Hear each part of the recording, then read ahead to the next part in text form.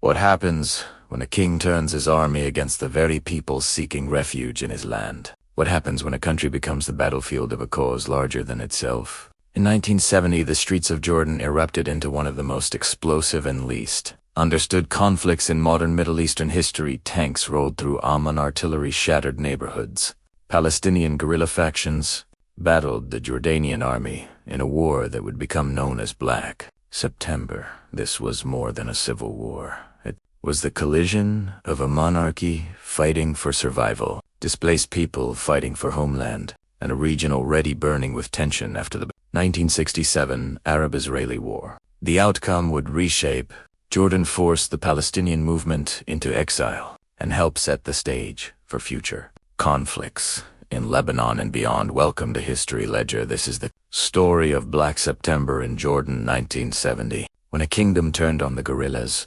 June 1967, in only 6 days, the Middle East was transformed. Arab armies suffered a devastating defeat against Israel. For Jordan, the blow was especially severe. King Hussein lost control of the West Bank, including East Jerusalem territories that had been central to his kingdom's identity and economy, but the loss of land was only the beginning. Hundreds of thousands of Palestinians, many already displaced once before, now crossed the Jordan River again. They entered a kingdom already carrying the weight of earlier refugee waves. Jordan's population changed almost overnight, and its future became uncertain. Jordan was now a fragile state, balancing two realities. On one side stood the Hashemite monarchy, determined to preserve order and sovereignty. On the other stood a growing Palestinian population, many of them angry, dispossessed, and unwilling to accept defeat. In camps and cities alike, a new belief was spreading. If Arab governments had failed to recover Palestine, then Palestinians would fight for themselves. Across Jordan, guerrilla movements gained strength. The most prominent was Fatah, led by Yasser Arafat. Others, like the Popular Front for the Liberation of Palestine, embraced more radical methods. Their fighters became known as the Fedayeen. To many Palestinians, they were heroes. To many Jordanians, they were a dangerous force growing beyond control. These groups established training camps, recruited openly, and moved weapons across the country. They launched cross-border raids into Israel, hoping to keep the Palestinian cause alive. But each attack risked retaliation, and Jordan would pay the price. When guerrillas attacked from Jordanian territory, Israel often responded with force. Border villages were shelled, military positions were struck, civilians lived under the shadow of sudden violence. King Hussein faced a nightmare. If he crushed the guerrillas, he risked being seen as betraying the Palestinian cause. If he tolerated them, he risked losing control of his own country. Every delay made the armed factions stronger. By 1970, parts of Jordan no longer felt fully governed by the state. In Amman and other cities, Fedayeen fighters openly carried rifles through the streets. They manned checkpoints, inspected vehicles, and challenged police authority. Clashes between guerrillas and Jordanian security forces became frequent and deadly. Whispers spread through the capital. Jordan was becoming a state within a state. King Hussein tried repeatedly to avoid civil war. Agreements were signed, ceasefires were announced, promises were made and broken, yet the atmosphere grew more dangerous. Authority was collapsing. The young monarch understood that time was running out. Then came the crisis that stunned the world. In September 1970, the Popular Front for the Liberation of Palestine hijacked multiple international airliners. Several were forced to land at a remote Jordanian desert airstrip known as Dawson's Field. For days, the world watched as hostages were held and governments negotiated. Then the empty planes were blown apart before television cameras. The message was unmistakable. Armed factions operating inside Jordan could challenge not only the king, but the international order itself. For King Hussein, the spectacle at Dawson's Field ended all illusions. Jordan could no longer survive with rival armies on its soil. Troops received orders. Tanks rolled toward the capital. Artillery units prepared their guns. The king had delayed confrontation for months, hoping compromise might save the kingdom. Now compromise was over. Amman would wake to war. September 17, 1970, before sunrise, the streets of Amman were already tense. Then the silence broke. Artillery thundered across the capital as the Jordanian army launched a full-scale assault against Palestinian guerrilla positions. After years of growing tension, political compromise had collapsed. The struggle for control of Jordan had entered open war. King Hussein had made the most dangerous decision of his reign. He would confront the armed factions that had grown powerful inside his kingdom, even if it meant turning tanks and heavy guns against neighborhoods filled with civilians. To supporters of the monarchy, it was a necessary act to save the state. To many Palestinians, it was a betrayal that would never be forgiven. Amman became the center of the storm. Government forces moved through major roads and intersections, attempting to isolate guerrilla strongholds. Fedayeen fighters answered with machine guns, sniper fire, and ambushes from densely built urban districts. Apartment blocks, alleyways, and refugee camps were transformed into battlefields. The city's hills echoed with explosions. Day and night smoke drifted above the skyline as families hid in basements. Schools and mosques waiting for the shelling. To end the fighting was chaotic and brutal. Jordan's army possessed tanks, artillery, and a disciplined command structure. The guerrilla factions had determination, local support in some areas, and the advantage of knowing the streets. Every block could become a trap. Every rooftop could hide a marksman. Soldiers advanced under fire while civilians searched desperately for food, water, and safe passage. Hospitals overflowed with the wounded. Electricity and communications were repeatedly disrupted. Outside the capital, violence spread to other parts of the country in northern cities, such as guerrilla groups attempted to maintain control and rally resistance. The monarchy feared that if the north slipped away, Jordan might split in two. Military units were redeployed, roads were contested, and the conflict widened into a national crisis.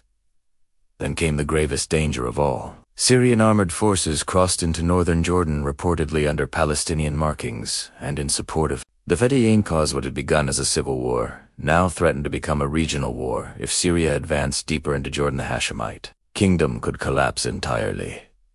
Jordan responded with urgency. The army concentrated its remaining strength against the Syrian incursion. Jordanian aircraft struck advancing columns while ground forces counterattacked. After several days of combat and mounting pressure, the Syrian forces withdrew. The intervention had failed for King Hussein. It was a critical victory. He had survived not only internal rebellion, but external invasion. Yet victory came at a terrible human cost. Thousands were killed or wounded, though exact numbers remain disputed. Civilians bore much of the suffering. Homes were shattered, neighborhoods scarred, and families displaced once again in the refugee camps. The memory of bombardment would linger for generations as the battles raged. Arab leaders moved to stop the bloodshed. Egyptian President Gamal Abdel Nasser convened urgent talks in Cairo, hoping to mediate between the Jordanian monarchy and the Palestinian leadership. Under heavy pressure, a ceasefire was arranged near the end of September. The guns began to fall silent, though tension remained everywhere. The streets of Amman were left damaged and haunted. Burned vehicles stood, abandoned walls were torn open by shells. Entire districts looked as if they had survived an earthquake, but beneath the rubble a deeper fracture remained. Trust between the Jordanian state and the Palestinian movement had been shattered. King Hussein had preserved his throne, but the bitterness of September would soon harden into revenge.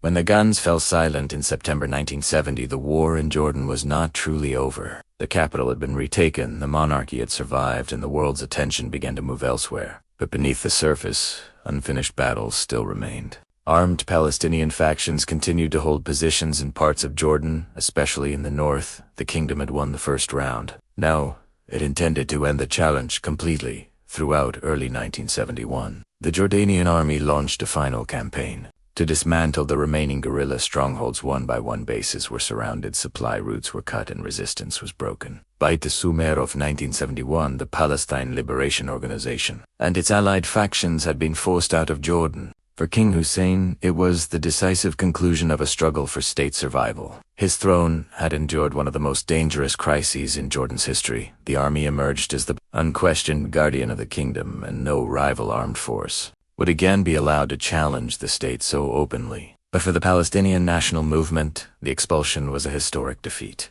Jordan had been more than a sanctuary. It was a strategic base, a political center, and the closest front line to the lands they hoped to reclaim now. That base was gone. Thousands of fighters and officials relocated to Lebanon, carrying their weapons, networks, and grievances with them. That relocation would have consequences far beyond Jordan. In Lebanon, Palestinian armed groups established new camps and power centers. Their growing presence deepened tensions inside an already fragile country divided by sectarian politics. In the years ahead, Lebanon would descend into civil war, and many historians see the aftermath of Black September as one of the forces that helped shift the center of regional conflict from Jordan to Beirut.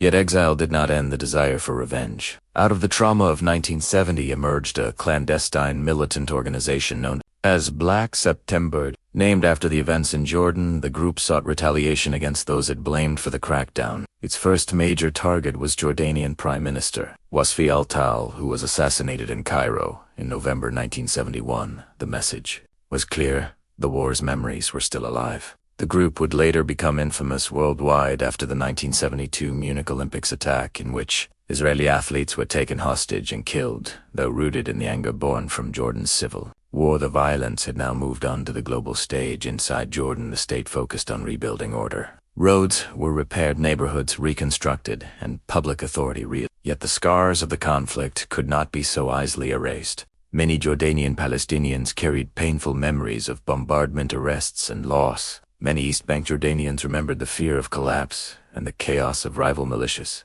These parallel memories would shape Jordanian society for decades. King Hussein also drew lessons from the crisis. He strengthened the security apparatus, centralized political control, and carefully balanced Jordan's regional alliances. Survival in the Middle East depended not only on military strength but on managing pressures from neighbors, superpowers, and internal divisions all at once. Black September changed more than one country. It transformed Jordan from a vulnerable state into a more tightly controlled monarchy. It forced the Palestinian movement into a new phase of exile and relocation that contributed to Lebanon's coming instability and demonstrated how quickly a domestic struggle could ignite regional confrontation. What began as a conflict over authority inside one kingdom did not end it. Its borders, its echoes, can still be heard across the region.